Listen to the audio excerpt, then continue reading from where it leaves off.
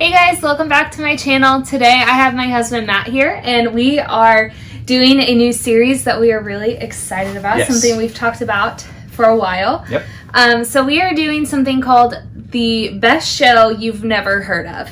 And we're just going to be going through some TV shows that we like that are pretty underrated, we think. And Matt is the expert here of I'll do my best to convince you. I'm going to do my best to convince you to watch all these awesome shows. I think I've convinced a fair amount of people to watch these shows, and I'm sure you've heard of at least some of them. Yeah. For sure. Like the one we talk about today, you've definitely heard of, but Yeah. you might not have seen it. And we'll go into why. Today's show is Better Call Saul, which is the spinoff of Breaking Bad, spinoff / prequel. Yeah. So we'll talk about that. I have some questions here on my phone. Matt, what Yes. is the premise of the show? Okay, so if you're familiar with Breaking Bad, this is a prequel to Breaking Bad. It takes place how far in the future or in the past does it take place? I think it's 5 or 6 years. I'm not sure. Or maybe like 10 years. I don't know. It's the somewhat recent past of the Breaking Bad universe. Like Breaking Bad, it has a similar theme of transformation of the main protagonist. So if you're familiar with Breaking Bad, the protagonist in this show is actually from Breaking Bad. He's the lawyer, Saul Goodman. And so here you kind of get to see how he becomes that lawyer character who is working with Walter White, who's the protagonist and sometimes antagonist in Breaking Bad. So they kind of zeroed in on a fan favorite character, and they just build out this mythology and backstory of that world and that character. And it really adds an insane depth to the Breaking Bad show, which it didn't need. It was already complete and whole and awesome, but then they created Better Call Saul and made it even more awesome, if that's possible. So if you don't like Breaking Bad, though, I would say that you should still give Better Call Saul a try, because it's so tonally different than Breaking Bad. It's funnier than Breaking Bad. Like there's a lot, like Saul Goodman in itself is a funny character. And so Jimmy McGill, who eventually turns into Saul Goodman, is hilarious. Yes. Like he's just this witty, quick lawyer and struggling lawyer, and he is just so funny. And like there are some lines that like we would have to pause the show because we were laughing so hard. So you just get a lot more depth of the characters, as well as like some really funny moments. With Breaking Bad, Walter White's character, which is sort of like the comparison, I can make the comparison to Walter White and Jimmy, who's Saul Goodman. Jimmy is his actual name, which he reveals in Breaking Bad.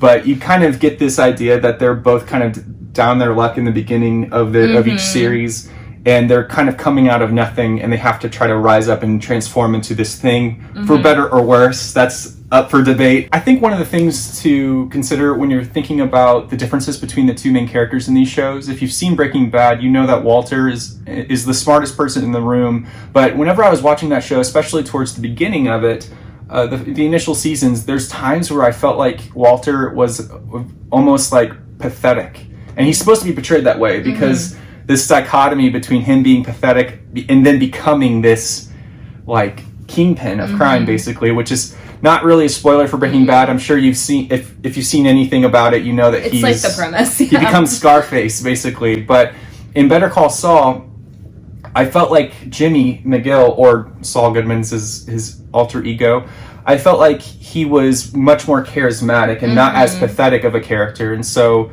for me, I had a more thrilling time watching him because he could always, they both are the smartest person in the room type characters, but Jimmy's way of working himself out of things was by using speech and wordplay, and because he's a lawyer and he's really skilled at rhetoric. And so I had a much more enjoyable time seeing that aspect of the character, but it was still awesome in Breaking Bad, obviously, to see Walter work his way out of tight spots. Yeah. The next question is, what are some of the hallmarks of the show? So I'm always going to make the comparison between Breaking Bad and Better Call Saul because they're made by the same architect, basically. The guy that created this universe is named Vince Gilligan, and he... Like the island. Like the island, yes. And he's really known for certain hallmarks in his shows. And one of them is amazing editing. You'll see a lot of awards won for Better Call Saul and Breaking Bad for editing because there's these sequences in each episode, almost every episode. These montages, and they're beautiful to watch. They are just beautifully edited, and they always convey something interesting. So I remember in Breaking Bad there was one, and it's an individual in that show is under the influence of drugs, and you get to see things almost from his perspective, and it is completely disorienting, but also like beautifully captured and edited.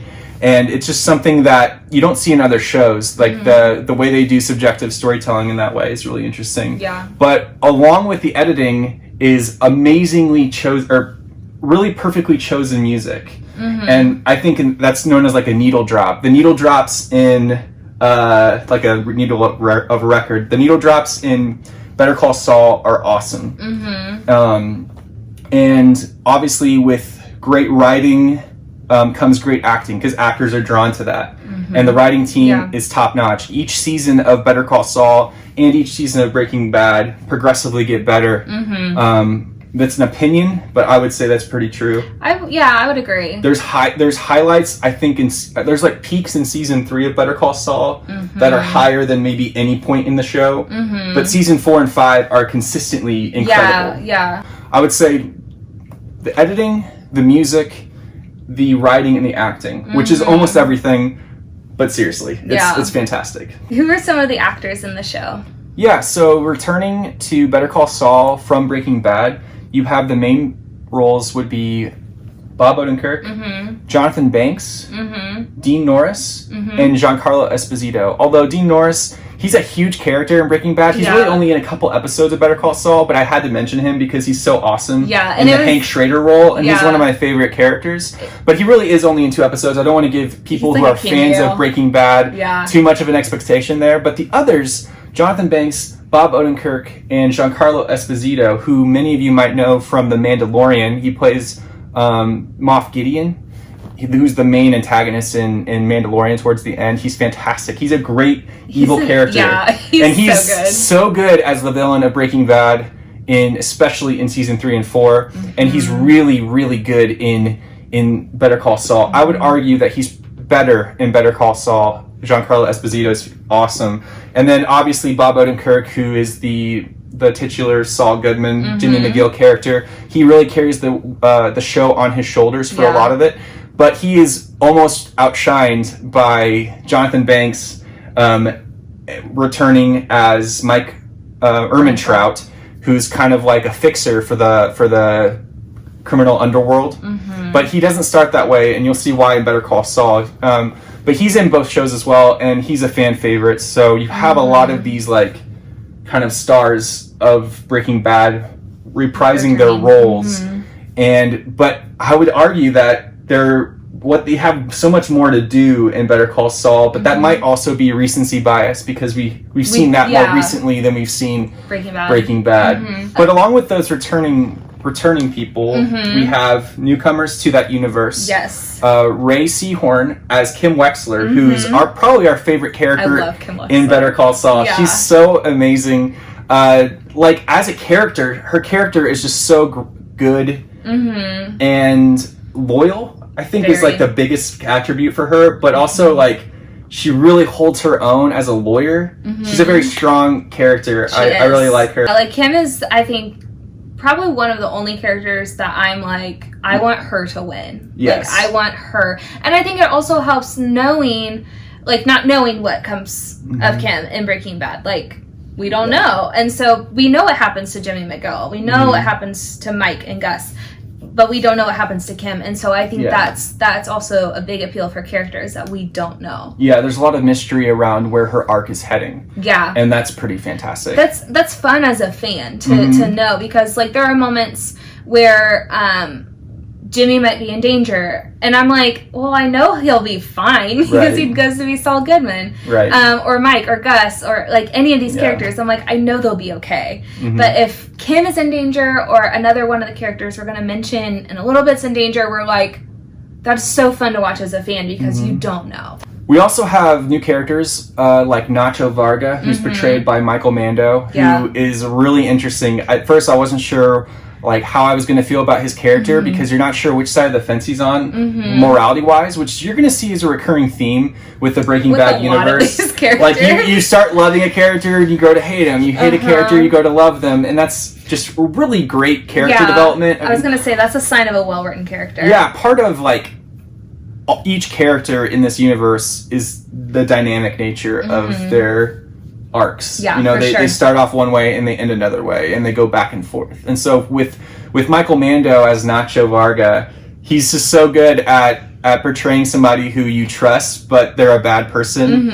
And but then you kind of feel bad for him, and then you kind of don't feel bad for him. You find out his motivations, and each character is given so much love and attention that you really develop a relationship with them as a viewer. Yeah. But we have Michael McKean, who's a much more probably well-known actor than maybe some of the others. I think he's been in some movies and stuff. I think he's been on stage as well.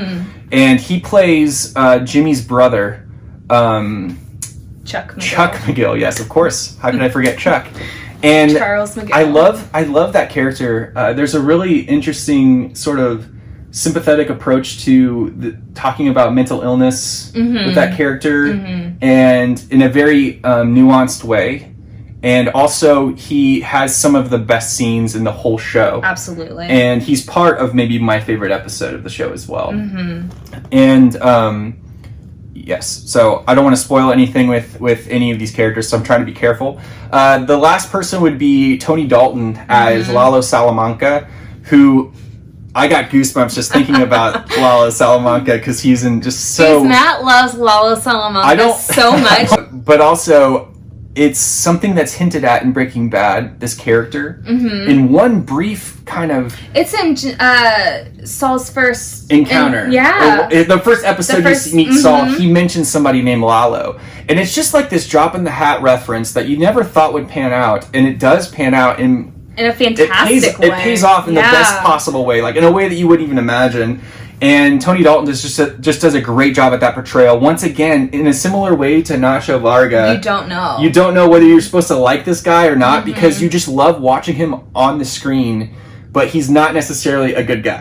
Right. At all. No. Maybe a little less sympathetic of a guy he's than not Nacho. As sympathetic as Nacho, no. But we love watching him on screen because he's so charismatic. The charisma is off the charts with that character. And just the unpredictable. Like, he's so unpredictable. You would like the Lalo Salamanca character if you're attracted to sort of anarchic characters like the Joker. Yes. And that's a good characters comparison. like that. So, are there any drawbacks in this show? Like, are there any not awesome things? I think the only thing I can think of, and this is like a complaint I've heard from other people, is that it can be kind of slow at times. Like the first couple seasons are definitely a little slower, but I would still say that that's just more of a product of our culture, like having sort of like this instant gratification. We're used to like short, quickly attained pleasures. In our media. We'd rather watch a short, funny like video on an app or YouTube than watch something that's a little more long form. But I would say if you hang in there, the payoffs so worth in it. Each season, not just like you don't have to wait till season 3 of this show to start enjoying it. It has real payoffs in season 1, and even each episode has some pretty big payoffs. I'm thinking of the first episode, and that plot of that first episode is a doozy of a plot. Yeah. And it I know what you're talking about. And it gets you hooked. I would be hard pressed to find somebody that wouldn't be hooked by that. But there are some lulls here and there, but I'm fascinated by law and like courtroom drama enough to where it got me through it. Yeah. And the payoff is worth it, and you're just gonna have to take my word on that. But since you can just binge this on Netflix, like all 4 of the current seasons are on there. We bought the 5th season because we couldn't wait to watch it. Yeah, and then but it should be coming to Netflix soon. Yeah, within the year, probably. Within the year, yeah. But then season 6 has not been filmed yet, and I don't know when it's going to be filmed because of the pandemic. So we are currently waiting on the edge of our seats to see what happens. Literally. But the first 4 seasons, you can go straight through them. And so because you can just watch them, we watched multiple episodes a night. Yeah, we all watched 2 a night. The pacing didn't bother us that much, but that's the only drawback I can really think of. Yeah. So what would you say would be your favorite season of the show? I would say season 5 is probably my favorite season of the show.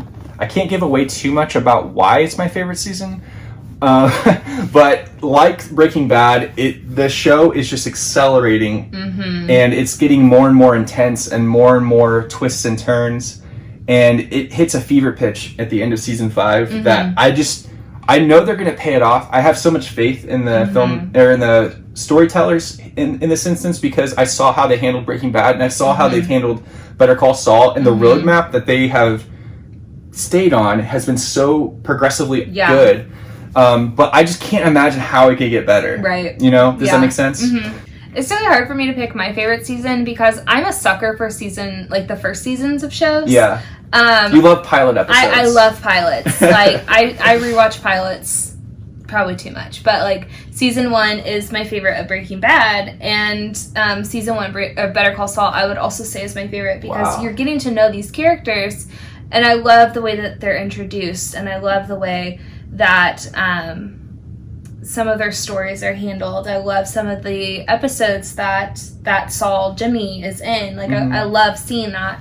So I just really enjoy first seasons. Like, we will discover that later as we go on and talk about other TV shows, and how my favorite season is almost always the first. Yeah. So we both like the bookends of this show so far. Yeah.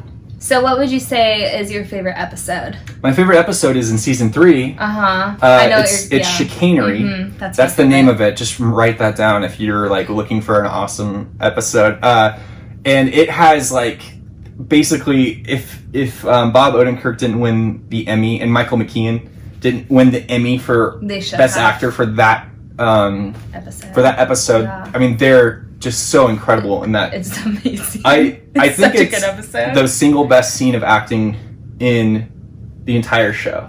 I would agree with that. Yeah, from any actor would be Michael McKean in that scene, closely followed by Bob Odenkirk. Yeah. And they're both at the top of their craft. Yes. In the same scene with the best writing of the entire show too. It's just so good, and I don't know. I just remember watching that and like having to go back immediately and rewatch that episode because it was that good. What's your favorite? It's the same one. Okay. Do you have a favorite character? Oof. Well, you kind of said that Lalo was my favorite character, but I just jokingly say he's my favorite character, but he maybe is. I would say Kim Wexler is my favorite character. That's we in this house we are Stan. Yeah, we are Kim Wexler fans. I don't know what Stan means. Like, I would name my dog after Kim Wexler. Yeah, we have a thing that when we have a dog, we're gonna name this dog after like a full name. Yeah. Probably after a TV character. Yeah. So. Yeah, like our favorite TV characters, like the honor is like designated. Yeah.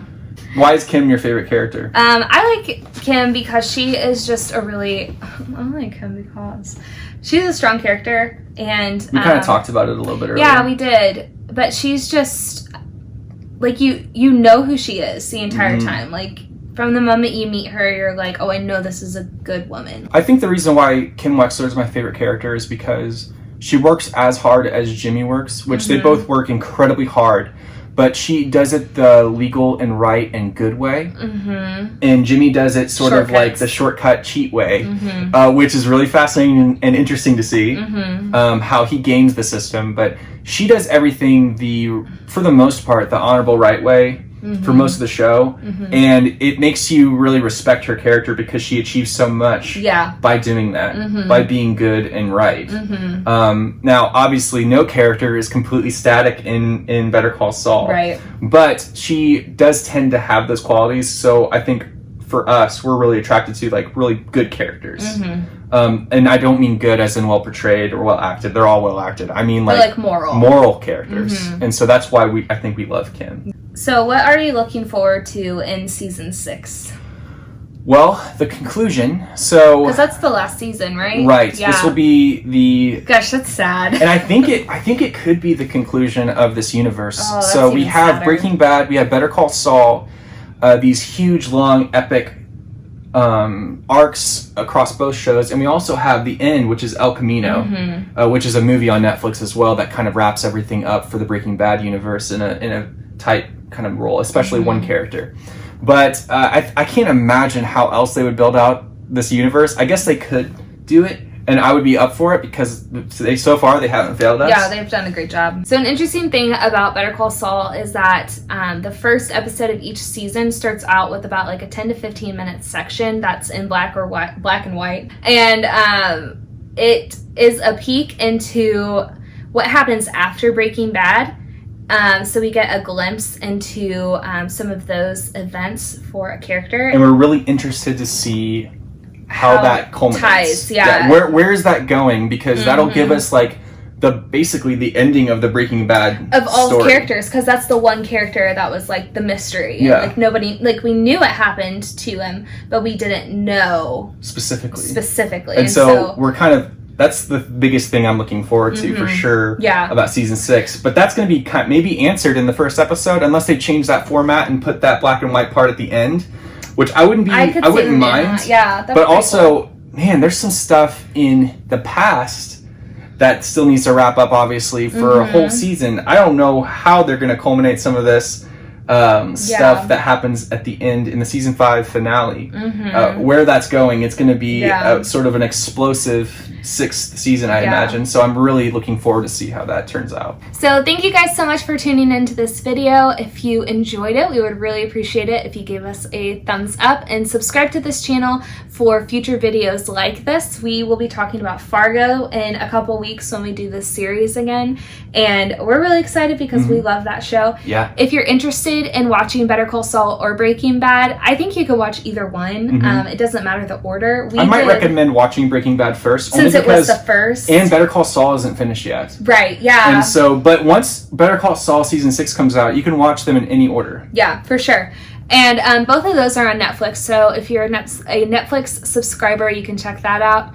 Other than that, you can catch us on Instagram at ourclassicbeauty, and we can't wait to see you guys next time.